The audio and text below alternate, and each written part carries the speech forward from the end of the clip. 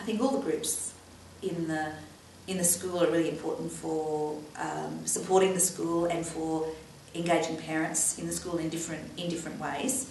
The school board has its advisory role, helps me with policies, helps me with building and maintenance, finance, promotion, and we also try and look at opportunities for educating parents.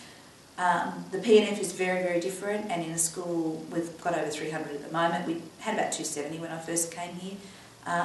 We still didn't have a problem with filling both the board and the P&F.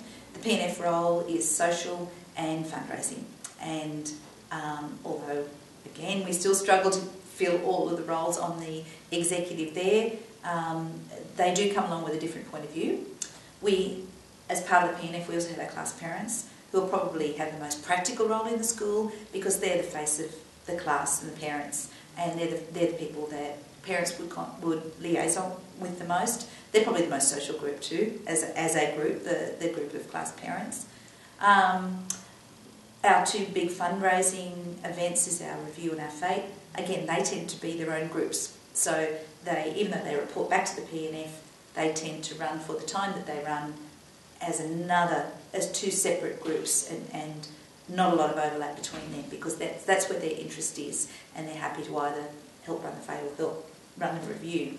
So I've been really fortunate in that I don't have the same people popping up.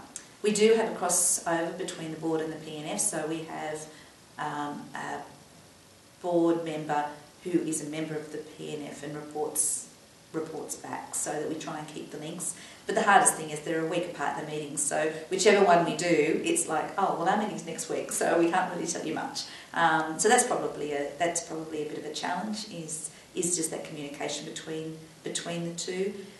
But neither group has ended up being a group where it's seen as a complaints and grievances protocol, if you like. So it doesn't have a reputation, it hasn't had a reputation in my time, and complaints and grievances go through more appropriate channels. So none of those groups, class parents, P&F or board, have that role, and if parents have got a problem or an issue, they are encouraged to follow through the correct procedures.